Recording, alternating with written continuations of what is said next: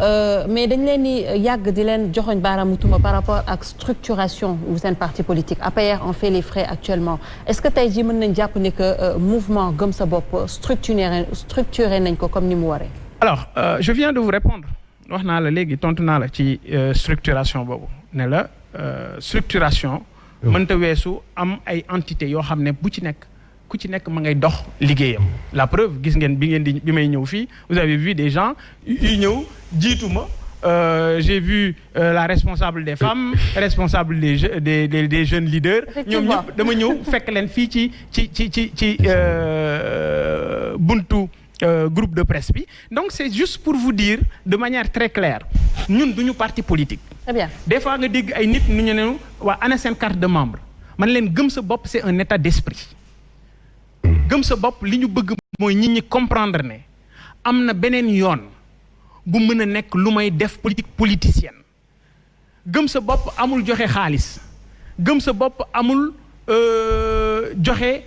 li ñuy wax ay t-shirt pour nit ñi sol ko ànd fecc nangam sangam benn yoon bi nga xamee ni ñun def nañu mbirum t-shirt mooy bi nga xamee ni nit ñi war nañoo solu am lu leen ràññee pour ñu dem defi parrainage. donc yéene bi nga xam ne ñun moom la ñu am mooy li fi ne li nga xam ne tey na xelu sénégalais yi li nga xam ne sénégalais yi jéppi nañu ko muy façon bi ñuy doxale politique ñun ñu indi geneen doxalin goo xam ne dafay basé ci méritocratie basé ci nit ñi une gestion participative kenn ku nekk mu bëgg dugal loxoom ci li nga xam ne noonu la ñuy yoree alalu réew mi ngir ni ñu koy séddalee mu mën a équitable ba kenn ku nekk mën ci jot du ñàkk ci biir waxtaan wi dinañu mën a dugg ci li nga xam ne moom mooy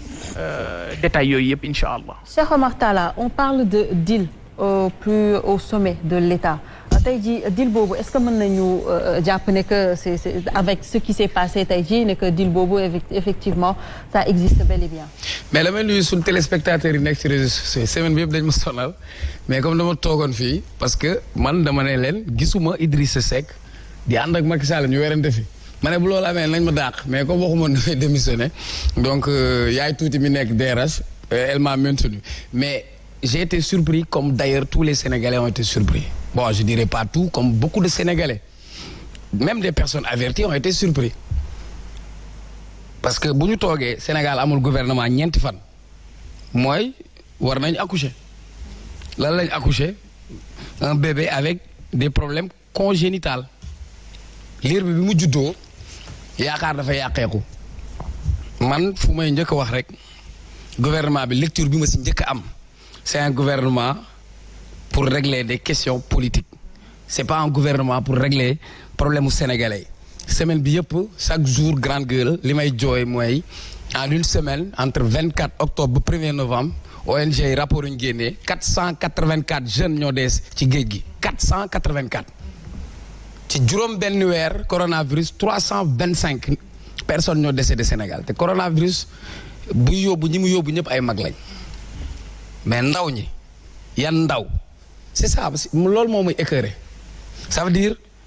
on a utilisé le même gouvernement fast track lañ doon wax xaw ma fas bi kenn dóor ko xiir fas bi daa maam lii la jur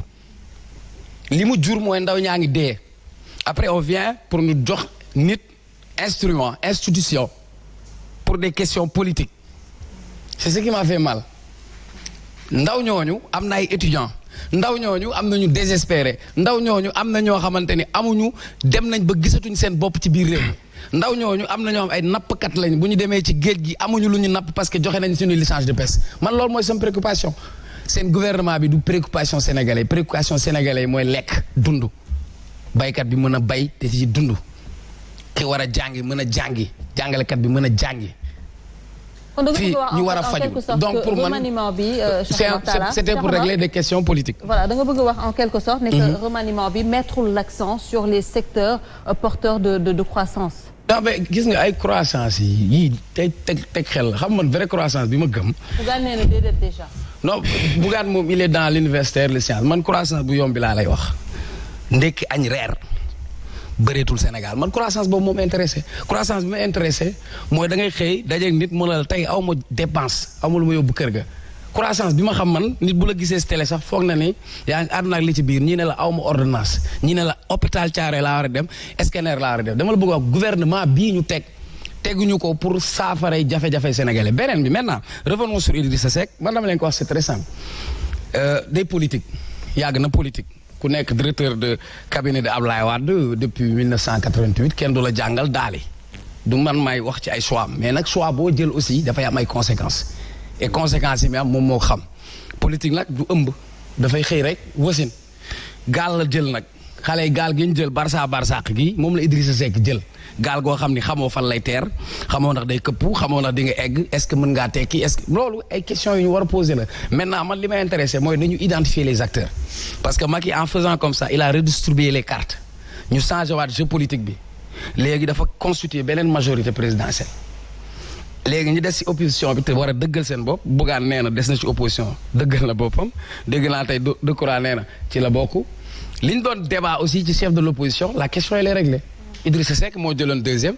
Ousmane Sonko moo jëloon troisième comme Idrissa Seck jël na ay bagages am ba am ñaari poste ministériel il est évident que tey du point de vue institutionnel suñu wax chef de l'opposition mooy beneen intérêt bi ci am mooy si l'opposition n'est pas intelligente pour être une opposition forte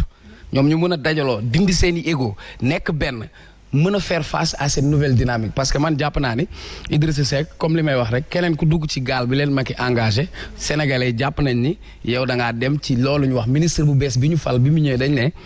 ñun dañu doon sédd léegi ñooy séddaat c'est ça l'esprit Idi sédd na jox nañ ko mu sédd ay nitam ñooñu dañuy sédd partem animé man loolu laa gis ñii soxlay Sénégal yi ñoru leen soxlay Sénégal yi bu leen ñoroon yenn ministères yi duñ fi toog. alors yenn ministères yi duñ fi toog mu di peut-être secteur yu mel ni agriculture pêche yu mel ni tourisme yu mel ni le secteur informel gis nañ ne que en quelque sorte ministre yooyu noonu wala secteur yooyu amul changement yu bëri amul coppate bu bëri est-ce que tey jii également du prouver un peu en quelque sorte ne que le changement voulu n'a pas été changement bi ñu souhaité woon ñun gis amuñu ko finalement. alors dama la wax sànq ne la du problème mu joueur la ñu am problème mu coach la ñu am problème mu entraîneur la ñu am. moom mooy suñu réel problème xam nga dañu indil gouvernement maintenant faudrait ñun ñu laaj ci suñu bopp gouvernement bi ndax pour régler suñu problème la wala gouvernement bi pour régler ñoom seen problème la c'est important bi nga xamee ne mbënd mi am na ku nekk ci lu ne kët day soxla lu ne jonn ba mu demee moom président Kër Massar solution bi mu leen tegal ci table bi bu njëkk dafa ne leen dinaa leen defal Kër Massar département est-ce que ñi nekk ci ndox mi département bu ñu def Kër Massar mooy seen solution dans le cas d'espèce n'oubliez pas bul fàtte ne ci weer daanaka suñuy rakk yu toll ci juróomi téeméeri nit 500 jeunes sénégalais ñàkk nañu seen bakkan ci géej gi est-ce que tey gouvernement bii ñu taxawal am nga benn lecture ci composition am ci orientation am ne dañu jóg pour régler problème mu immigration clandestine amul lenn loo xam ne lu koy wane la donc man Bougane le citoyen sénégalais le citoyen lambda li may xaar mooy suma remaniement man suma remaniement mooy remaniement buy jël en compte relance économique bi mooy remaniement buy jël en compte sama rakk yi dee ci géej gi certainement dinañ ci dellu si pourquoi booy yi di dem di dund jaxal na ma ci géej gi sama remaniement mooy gouvernement boo xam ne dina jël en compte l'histoire des inondations pour mën ko régler et malheureusement il faut ñu nangu ne gouvernement bii ñoom seeni problème dong la régler xam nga il faut ñu nangul suñu politiciens yi quelque chose bu jotee ci ñu mën a mosandoo dañuy mën a déggoondoo ngir xàccandoo dóorandoo parce que loolu lañ ñu tàmmal xam nga sénégalais yi ñoo fuuyal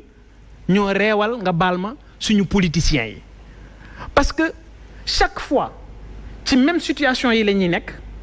chaque fois ñu ñuy nax même nax yi chaque fois ñuy def les mêmes remakes mais chaque fois ñuy dem di leen voter laat am na ci sax ñu bari ñoo xam ne buñ la waxee ne yoon bii ngay jaar pour dem dëkk sàngam mais dëkk bi ñoom ñooñu ñu jiite ñoom ñoo fa gagné da ngay taf sa gémmiñ tu n'arrives pas à croire véritablement que ñoom dañu leen votel alors li nga xam ne moom mooy dëgg solution bi ñu war a teg sur la table mooy naka la ñu mun a def ba ñi nga xam ne ñoom ñooy sénégalais yi ñu mettre leen au cœur du dispositif bàyyi leen xel te xam ne li ñu yor ci alal bariwul waaye alal ji nga xam ne dañu ko yore soxla yi daa bari lool te alal ji néew lool mais ñoom seen bopp li ñuy njëkk a sédd seen wàll la ñuy njëkk a jël leneen li ci des ñu bàyyi ko ak askan wi wala ñu lijjanti ci seeni problème xam nga damay wax tout le temps ma ne nguur amul alal buur amul alal gouvernement amul alal xam nga alalu gouvernement mooy lan mooy doole population bi mooy doole citoyen bu nekk ci naka la mun a def ba économiquement mu mën ci génn mu mën a fay ay impôts ci impôts yi muy fay ñoom la suñu gouvernants yi di jël ngir mën a régler suñuy problème ci wàllu santé wàllu éducation et cetera mais tey tu te rends compte que ñoom ci maanaam pàccoo la ñu nekk kii wax na ko léegi ne ministre bi nee na ñoom dañ leen daan sédd waaye léegi ñoom ñooy séddale effectivement. mais il soutient quand même que ces propos ont été déplacés. waaw xam nga loolu mën na nekk mais ñun li ñu dégg ñun wolof la ñu nàmp kon am na loo xam ne boo ko waxee ci wolof rek la mun a nekk li wóor mooy dañu daan sédd waaye léegi ñooy sédd suñu bopp wax jooju nit mënu koo sopparñi kon li am solo mooy sénégalais yi jànge ci xam ne ñi ñu jiite de 1960 à maintenant seen intérêt dong moo leen tax a jóg mooy seet ñoom nu ñu def yow Néné Aïcha ngay liggéey ñu lay dagg impôt nga leen koy fay ñoom ñuy def ci seen gafa dàq laa lekk xaalisu réew mi gën laa rëyi kër ëppale la ko gën laa bari jabar gën la dàqale la ay jabar gën laa rëyi oto gën laa réewi doom mënumaa nekk nag koo xam ne damay jël suma ñaq di liggéey di la jox yow nguur ngay jël suma alal di ci bànneexu ak di ci gunnaandaat il est temps que les Sénégalais ñu yeewu mais ñi nga xam ne aussi dañuy liggéey di ñaq mu yéen ci seen bopp ngeen xam ne liy defar réew mi ci seen loxo la nekk parce que seeni impôt la nit ñi di pasaree en l'occurrence ñi nga xam ne ñoom ñoo ñuy jiite et loolu mooy ñun gëm sa bopp suñu objectif et loolu la ñuy xeex boobaak léegi xam nga tey Bougane doon na yomb lool doon na neex lool moi je suis un homme d'affaires ma dem ànd ak Macky Sall parce que bu boobaa xam naa ne seeni salaire yéen dana teel a fayeku. ci remaniement bi consulté wuñu la ci. non je dis ma ñëw ci li ma doon wax xam nga koo waxtaanalul mënu laa